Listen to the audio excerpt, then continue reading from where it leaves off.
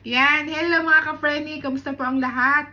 Yan, gutom na naman ang anak ng ina, kaya tayo magpapandali na naman din na ng kain. Yan, anong ulam nyo ngayon? Ang ulam ko ngayon ay adobong buto-buto ng baboy. Yan. Yan, ang ulam natin ngayon ay adobong baboy. Oh, 'di ba? Oh, 'di ba? Sarap. Ito ko na ilalagay ang adobong. Tapos meron tayo dining gulay. Yan, for the gulay muna tayo ngayon. Yan, kain tayo mga ka-Frenny. Yan at ang adobong are ay naka-sale. Are kasi buto-buto laang, kaya mabibili mo lang are sa mga grocery ng mga lang to, yung mga wala pang 100 pesos. Parang 30 cents lang ang isa, di mga lang yon. Pwede mo siyang gawing sinabawang baboy o kaya ayan, adobo.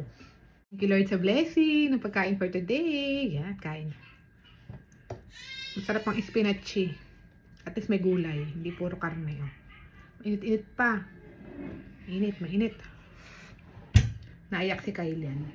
Nasa lola. Mainit.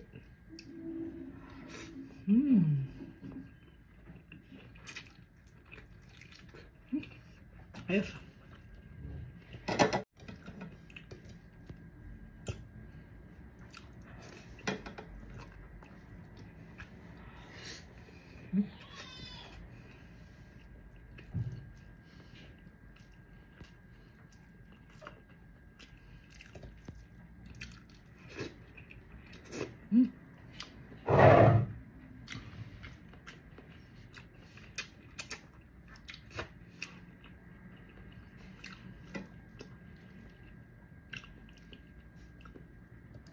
Sarap talaga ng adobo. Lalo pag may buto, sarap.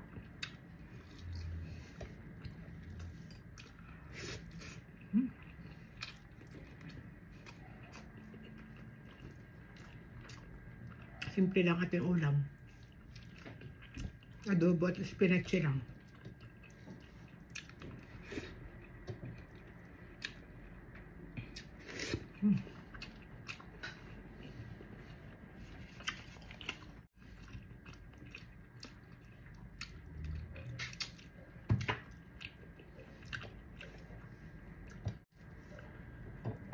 Ako hindi nawawala ng spinach sa bahay dahil maganda yan ng spinach yan sa katawan.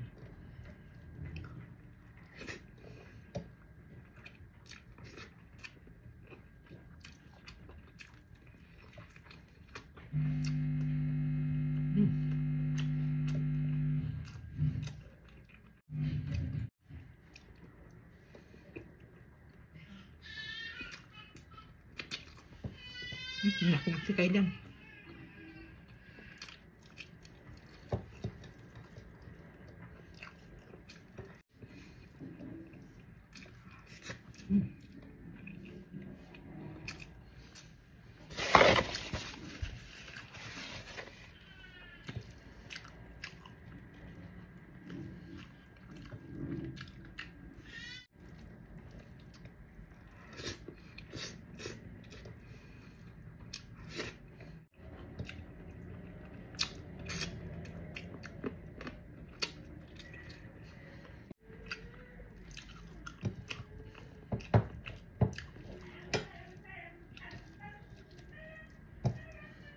Sarap pang spinach sa bagong balayan. Yung bagong balayan talaga the best sa sausawan sa mga boiled na gulay.